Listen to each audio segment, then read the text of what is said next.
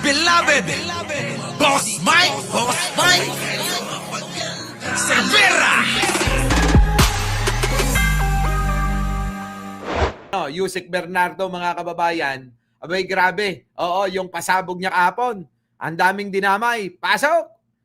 Nangalanan ni dating DPWH Undersecretary Roberto Bernardo ang mga comic back umano sa Nako. flood control projects. Ayan. Kabilang sina Senator Cheese Escudero, dating Senator Nancy Binay Nako. at Bong Revilla. Nancy Binay, Escudero, Rebella, dawit na naman sa pagnanakaw, tapos iboboto nyo pa rin sila. Diba? Ganun yun eh. Dinawit na ho sa pagnanakaw, dinawit na uli, mga kababayan, sa puro kalokohan. At eto na naman, mga kababayan, darating ang eleksyon, tatakbo, at iboboto nyo na naman. Ano? Grabe, tindi. Na birthday pa naman ngayon. Inirekomenda rin ng NBI ang paghahali ng reklamo laban kina Escudero at Binay, pati na rin kay House Speaker Martin Romualdez. Nasa frontline ng balitang yan si Mean Los Baños. Sa Senate Blue Ribbon Committee, pasabog ang unang pagharap ni dating DPWH Undersecretary Roberto Bernardo. Pasabog ba talaga? Hindi lang pag-amin sa katiwalian ang ginawa ni Bernardo, kundi diretsahan niyang pinangalanan Nako. ang umano'y mga politiko na tumatanggap ng kickback mula Ayan, mga tumatanggap ng kickback, mga kababayan. sa mga flood control projects.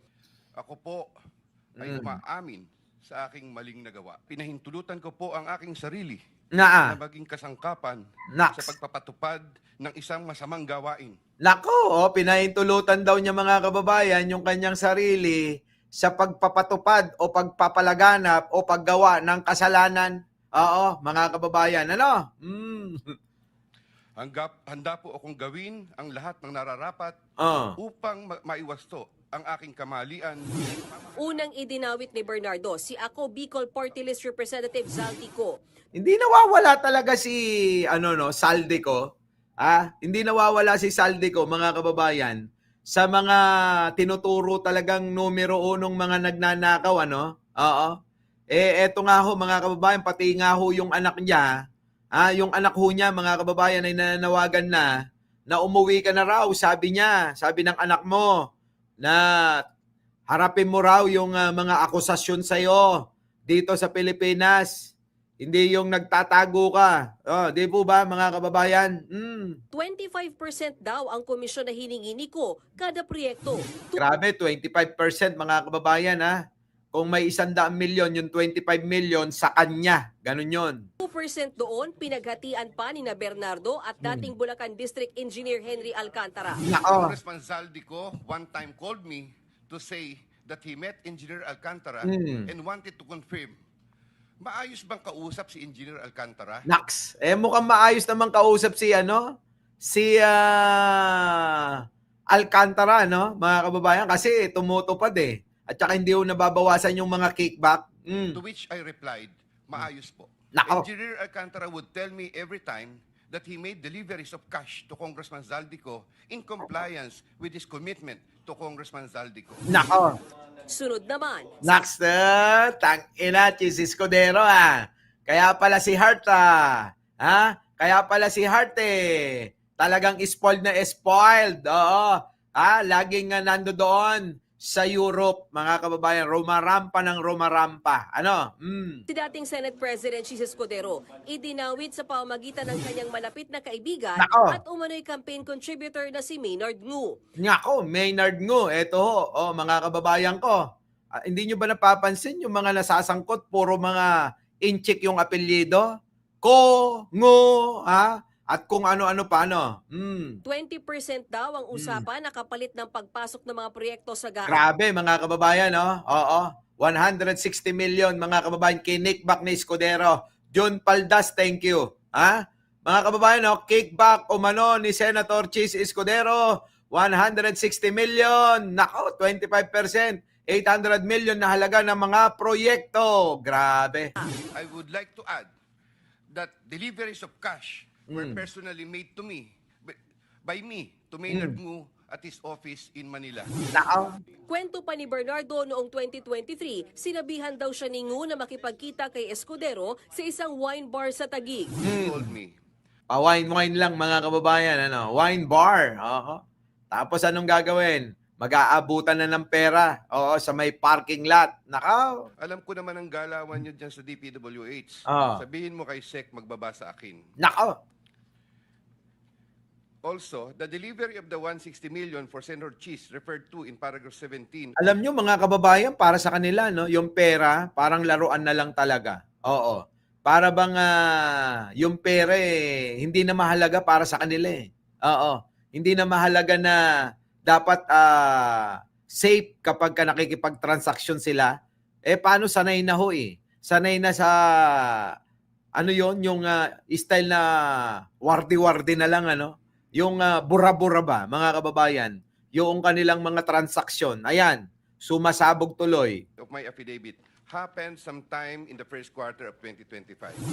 Hindi lang yan. Binanggit din ang pangalan ni DepEd Yusek Trigev Olayvar, Nako, ito namang Olaybar, sangkot din mga kababayan ko. dating tauhan ni dating Senator Bong Revilla. Nako, Bong Revilla, oo, ikaw na naman, hindi ka na talaga nawawala sa mga eksena kapag ka ang usapan ay pangungura ako, mga kababayan. 15% na kickback naman Nako. daw ang usapan. Sa Nako, ayan na mga kababayan, 15% na kickback. Oo, kickback umano para sa Executive Secretary. Oy, Lucas, ikaw ba yan?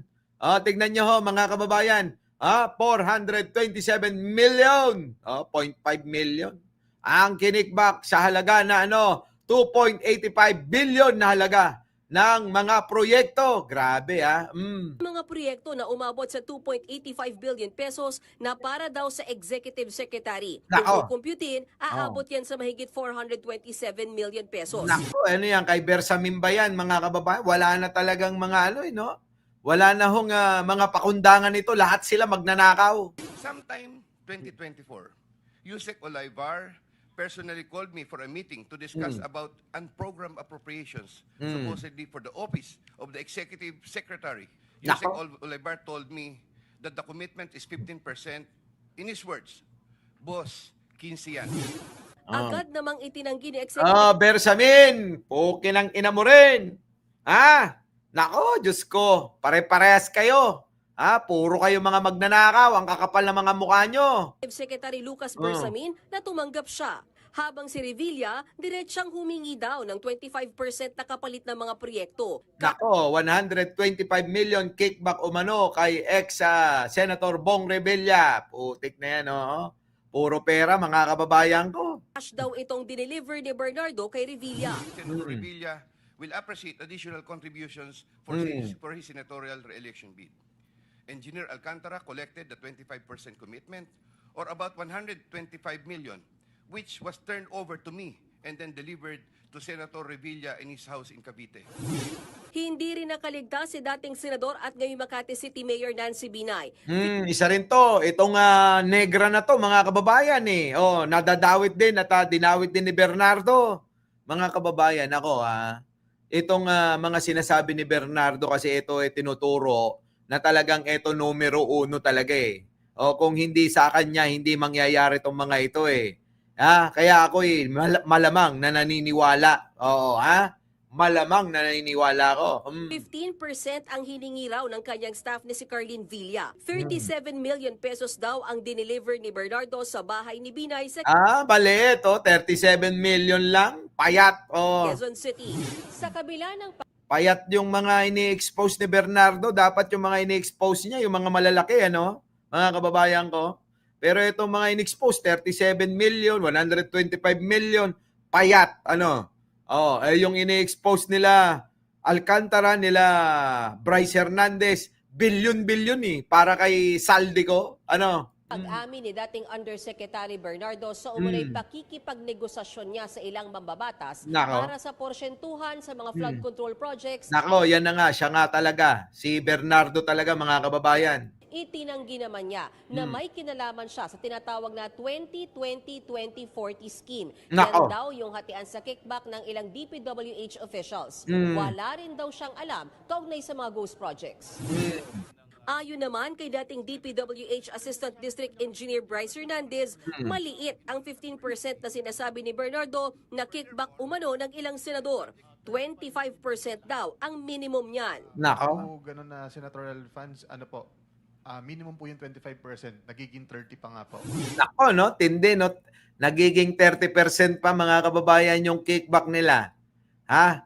Kung ano nga naman, kung meron kang hiningi na 1 bilyon na pondo, mga kababayan ko, meron ka na kagad, kateng-kateng, tumatagingting na 300 million agad na kickback. Nako. Ano pang gagawin mo sa napakaraming pera na yon?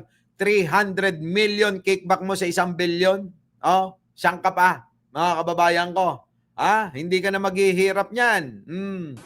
Sa dami ng pangalan at halagang lumutang, humiling si Bernardo na maipasok siya sa Witness Protection Program. Patuloy naman daw iniimbestigahan ng DOJ ang affidavit at salaysay ni Bernardo. Irerekomenda rin daw ng National Bureau of Investigation ang pagsasampa ng reklamong indirect bribery at malversation of public funds laban kina Senator Escudero. Yan, kasuhan nyo lahat. Naku, mga kababayan ko, alam nyo sa totoo lang, sumasakit na ang ulo ko sa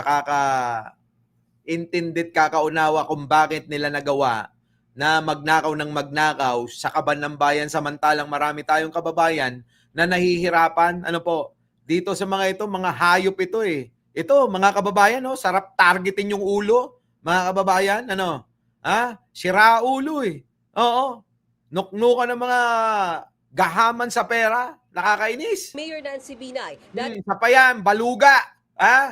Tingnan nyo tong baluga na to, mga kababayan ko. Ay, sabit din pala. Kaya pala sila nagpapakiramdaman, mga kababayan, kung sino. Kung mababanggit yung mga pangalan nila, diyan po sa sinasagawa na pagdinig ng kung sino-sino yung mga sangkot. Eto mga ito, mga kababayan tatahi-tahimik. Di po ba? Tingnan nyo, pati si Bersamin, abay nasasangkot. Nako, malayo bang mangyari yon? Hindi. Hindi ho malayong mangyari yon. Oo, na sangkot silang lahat. Nako, nakakabwisit. Oo. Kaya nga ho si Secretary Dizon, Benz Dizon, ayan. Mukhang gusto nang tumalon sa tulay. Emotional breakdown na si DPWH Secretary Vince Dizon dahil sa sobrang bigat ng korupsyon sa mga flood control project. Grabe, hindi nga lang sa korupsyon sa flood control yan, marami pang iba. Nasa frontline ng balitang yan si Ian Suyu. Totoo naman, baluga, di ba? Nasa simulang bahagi pa lang daw tayo ng laban. Ito ang giniit ni Public Works Secretary Vince Dizon kaugnay ng malawakang korupsyon sa mga proyekto ng DPWH. Sa sobrang lalang araw ng korupsyon, napasambit ng ganito ang kalihim. Dapat nga, sabihin ko sa inyo, muntik na akong tumalon dun sa tulay na hindi natapos ng 8 years. 8 years.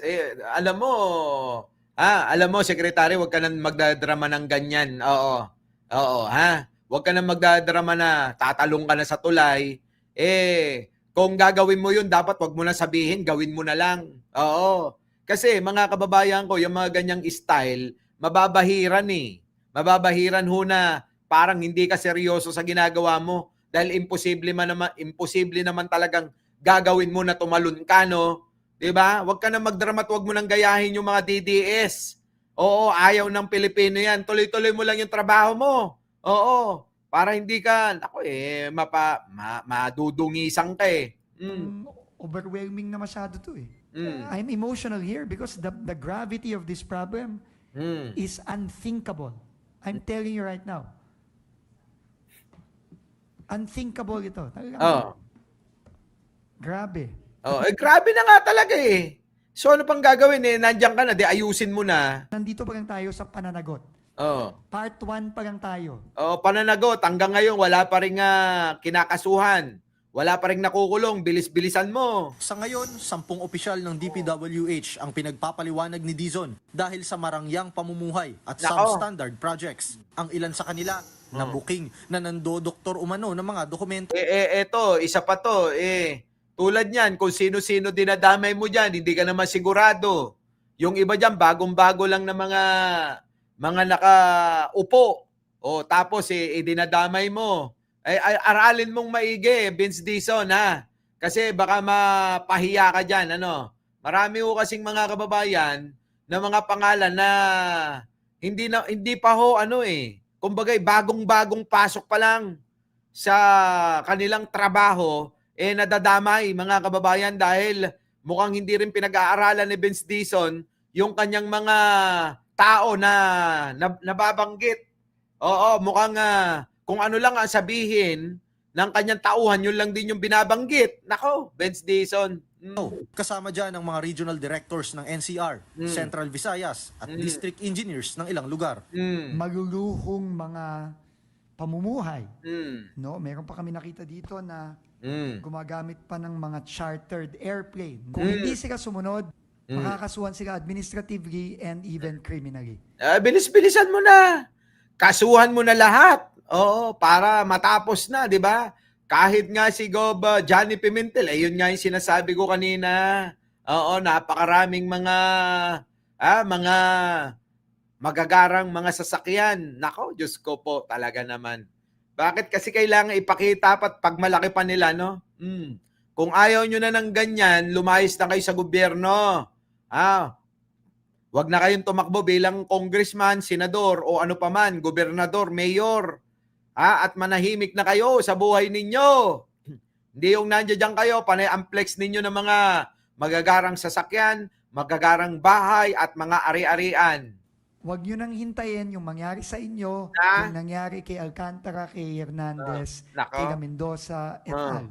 Binigyan sila ng 5 araw para magpaliwanag. Kahapon lang nang aminin sa Senado ni dating DPWH Bulacan Assistant District Engineer Bryce Hernandez na lahat ng proyekto nila mula 2019 ay substandard. Bryce, sinasabi mo lahat ng proyekto ninyo substandard?